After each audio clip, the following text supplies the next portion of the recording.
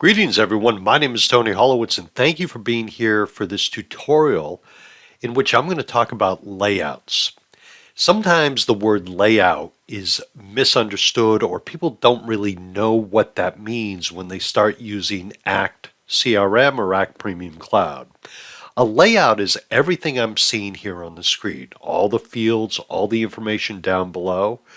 But the thing that's so unique about Act is Act can be customized. So in other words, you can add fields that hold information that is unique to your business and the way you work. We have fields like checkboxes. We have some fields that are system fields that you can't edit. But when you open up Act, this is one of the standard layouts that comes with Act. If you want to select a different layout, how do you do that? Well, it's actually quite simple. If you come over here to the right-hand side, we have a couple series of dots. Right next to where it says Save, I'm going to click on these three dots, and you'll see I have options to choose different layouts. The layout I'm currently on is called the Basic Contact Layout 1366 by 768. That's pixel dimensions.